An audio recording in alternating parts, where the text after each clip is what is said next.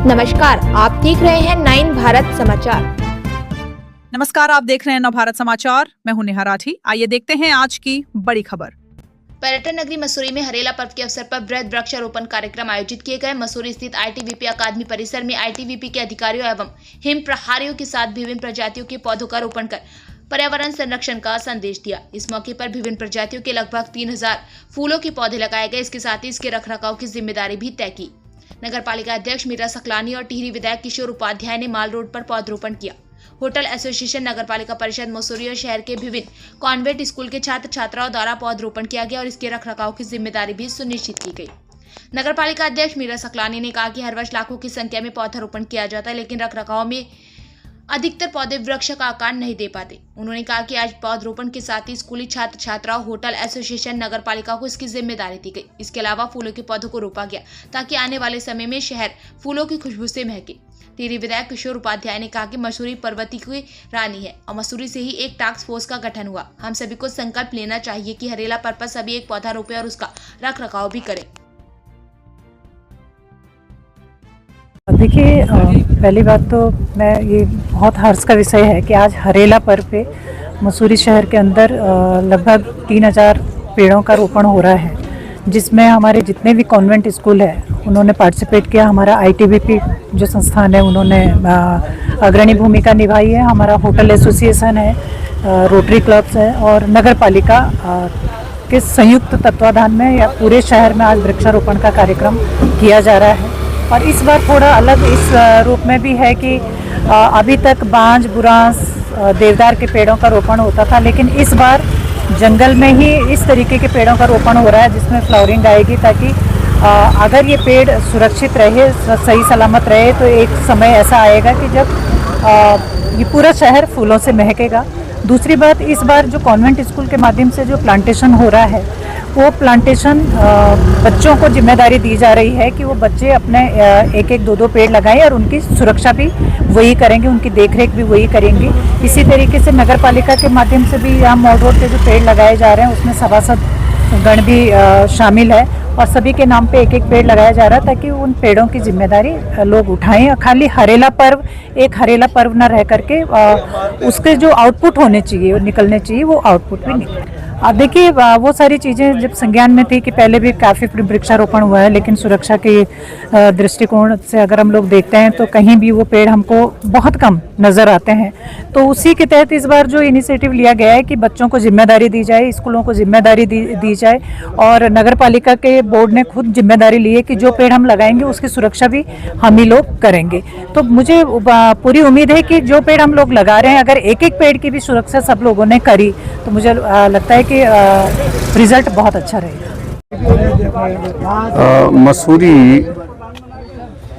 मसूरी की जीवंतता पर ही हमारी अस्थायी जो राजधानी है देहरादून जीवित रह सकता है।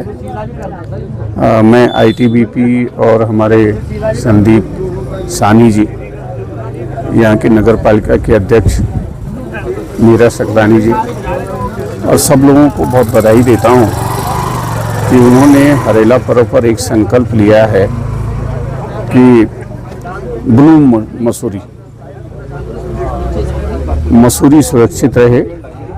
मसूरी की सुरक्षा में ही हमारी सुरक्षा है और ये हरेला पर्व जो है ये मुख्यतः जो हमारे जीवन के लिए ज़रूरी है, सतनाजा जिसको हम कहते हैं पहाड़ में, ये हम एक हफ्ते पहले सतनाजा बोते हैं और आज उसको जो है वो काटते हैं।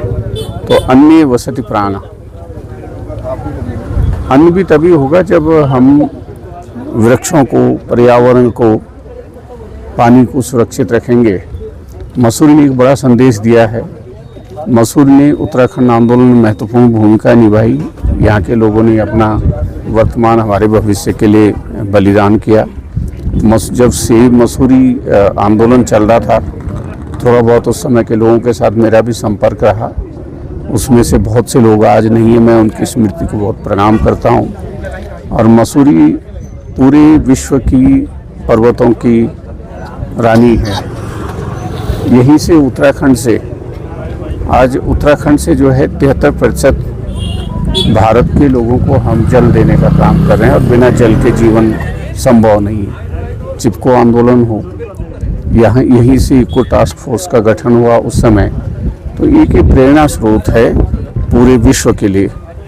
और पूरे विश्व में चिपको आंदोलन ने एक बड़ी भूमिका निभाई है। तो मैं बहुत बधाई देता हूँ जिस भावना से यहाँ पर एक कार्यक्रम आयोजित किए जा रहे हैं, मैं उसके लिए आप सबको बहुत बधाई देता हूँ। और मसूरी निरंतरता की तरफ बढ़े, सुरक्षित रहे, ये सबसे बड़ा मेरे ख्याल से आज संकल्प लेना चाहिए।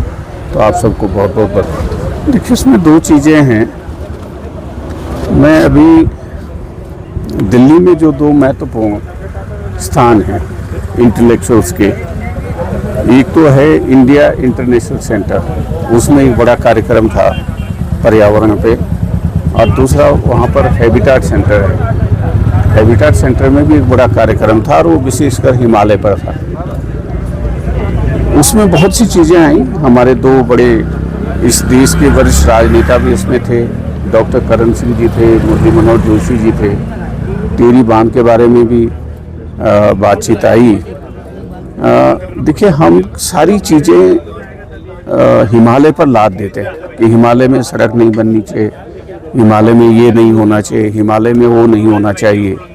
मैं जब प्रधानमंत्री जी के साथ था 81-82 में, और जब मैं हैबिटाट सेंटर जहाँ बना है उस तरफ जाता था, तो वहाँ अर्जुन के, नीम के, बरगद के बड़े पेड़ थे। आपने उनको काट करके वहाँ पर जो है एक हैबिटाट सेंटर बना दिया। लेकिन पर्वतीय क्षेत्र में अगर कुछ बन रहा है तो हम उसके खिलाफ हो जाते हैं। यहाँ भी सड़कें थे, सुविधाएं थी, तो इसको अगर ठीक करना है तो हमको सबसे पहले उनको कहना चाहिए। दिल्ली में क्यों नहीं 33% जो है जंगल होना चाहिए, मुंबई में क्यों नहीं होना चाहिए। और आज जो सबसे बड़ा सवाल है कि हिमालय सुरक्षित है तो तभी देश भी सुरक्षित है, गंगा है तभी जो है भारत सुरक्षित है।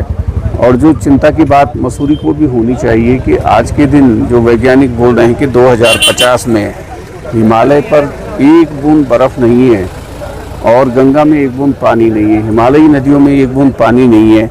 जब मसूरी बसा होगा तो जगह जगह जो है पानी के स्रोत रहे होंगे, तभी तो ये मसूरी बसा होगा। आज के दिन आपको यमुना से जो है वो पानी लिफ्ट करना पड़ रहा था। मैं भी मीरा सकलानी जी से निवेदन कर रहा था कि पानी की क्या व्यवस्था है, तो उन्होंने कहा, गणेश जोशी जी ने, कि यमुना से जो है हमने लिफ्ट स्कीम बनाई है और 5 स्टेज हैं उसकी। जिस दिन यमुना में पानी नहीं रहेगा उस दिन मसूरी में क्या करोगे आप, कहाँ से पानी आएगा। हमारा फोकस है नहीं, जिंदा रहने के लिए पहले सबसे पहले ऑक्सीजन चाहिए, बिना पेड़ों के ऑक्सीजन नहीं होगी।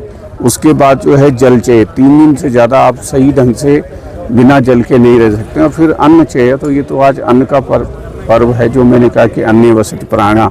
मेरे ख्याल से हमको बेसिक पर आना चाहिए, और बेसिक पर किसी का ध्यान आज के दिन है नहीं। मसूरी से हम एक संकल्प लें कि हम वायु पर, जल पर और अन्न पर, जो असली संपदा है उस पर ध्यान दें। और मेरे विचार से वृक्षों का पातन कोई अच्छी बात नहीं है, उसके और भी कुछ तरीके निकल सकते हैं। सड़क बननी है तो कोई तरीका जिससे पेड़ों को न काटना पड़े। मैंने देखा है बहुत सी जगह जो है उन्होंने पेड़ को बचाने के लिए सड़क का रुख ही मोड़ दिया है, क्योंकि मैंने उस पर ज़्यादा ध्यान मेरा भी है नहीं, लेकिन मैं वृक्षों के पातन के खिलाफ।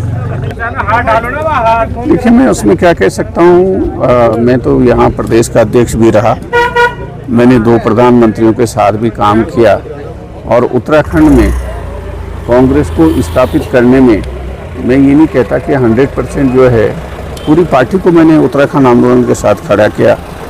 मैं और इंद्रमणि बडोनी जी उत्तराखंड संघर्ष समिति के जो है वो संरक्षक भी रहे हैं।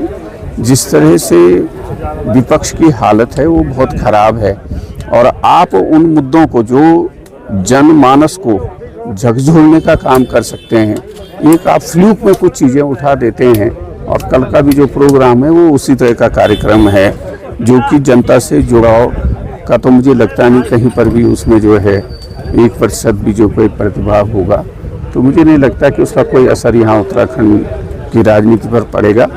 और उत्तराखंड में जितनी अभी भारतीय जनता पार्टी की विधानसभा में सीटें हैं, उससे ज़्यादा सीटें हम जीतने जा रहे हैं।